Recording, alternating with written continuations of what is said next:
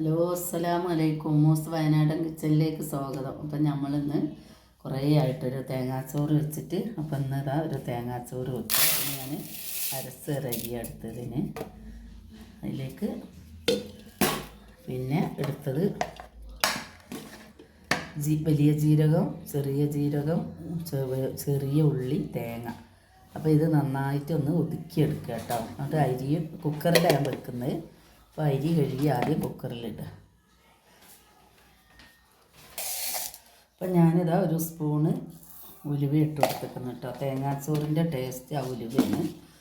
ഞാൻ നല്ലോണം അരി കഴുകിയെടുത്ത് വരാം. അപ്പം ഞാൻ അരി കുക്കറിലിടുക കേട്ടോ.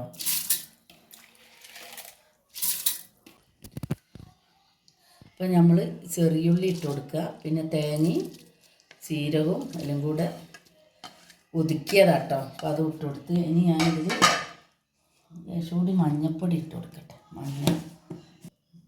മഞ്ഞൾപ്പൊടി ഇട്ട് അപ്പോൾ ഉപ്പും കറിവേപ്പില ഇട്ട് കൊടുത്തിട്ടോ. ഇനി നമ്മളിതിലേക്ക് മിക്സ് ചെയ്യുക വെള്ളം.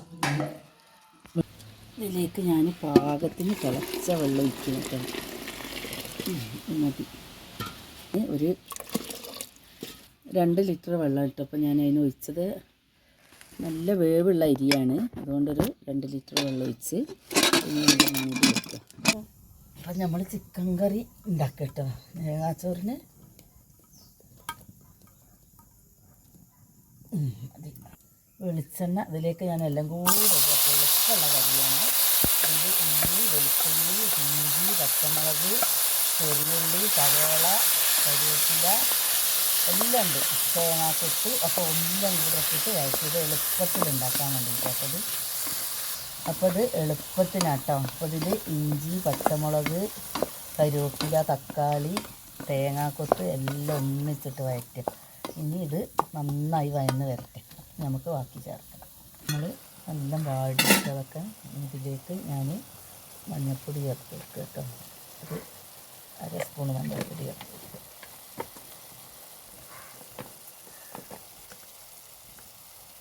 പിന്നെ മുളക് പൊടി കാശ്മീർ ചില്ലിയാണ്. പച്ചമുളക് ഇട്ടുകൊണ്ട് ഞാൻ കാശ്മീർ ചില്ലിയാണ് ചേർക്കുന്നത് കേട്ടോ. ഒരു 4 സ്പൂണോളം ചേർത്തിട്ടുണ്ട്. പിന്നെ എരിവിന് ഞാൻ കുരുമുളക് ഇട്ട് കൊടുക്കുന്നു, ചതച്ചത്. ഇനി അപ്പോൾ ഒരു ഉപ്പിട്ട് കൊടുക്കുക കേട്ടോ. ഇനി നമ്മൾ ചിക്കൻ കഴുകി വെച്ച്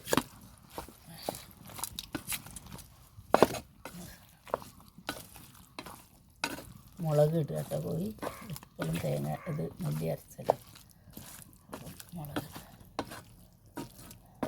ഇനി ആവശ്യത്തിന് വെള്ളം ഒഴിച്ച് കൊടുക്കുക കേട്ടോ. വേവാനുള്ള നമ്മളെ ചിക്കൻ കറി ഞാൻ ഇറക്കി ഇങ്ങോട്ട് വെച്ചിട്ട് അടുപ്പത്തുനിന്ന് കരിയിലിട്ടാണ്, കാണുന്നില്ല അല്ലേ. അപ്പം നല്ല ചിക്കൻ മുളക് ഇട്ടതാണ്. പിന്നെ ഞാൻ അതിലൊന്നും ചേർത്തിട്ടില്ല. നമ്മളപ്പോൾ ഒക്കെ ചേർത്തില്ലേ. ചിക്കൻ മുളകിട്ട് കേട്ടോ. നല്ല റെഡിയായി. കരണ്ടൊന്നുമില്ല, അതാണ്.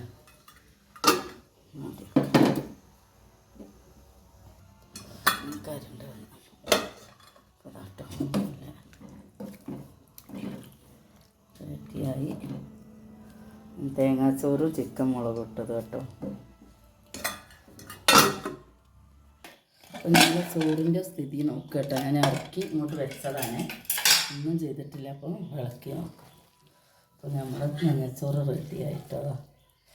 നല്ല ചൂടുണ്ട്, നല്ല വെന്ത് 3 വിസിൽ വന്ന് നല്ല വേവുള്ള അരിയായിരുന്നു. അപ്പോൾ 3 വിസിലടുപ്പിച്ച് ഞാൻ ഇതാക്കി വെച്ചാൽ ഇനിയിപ്പോൾ പാത്രത്തിലേക്ക് മാറ്റാം.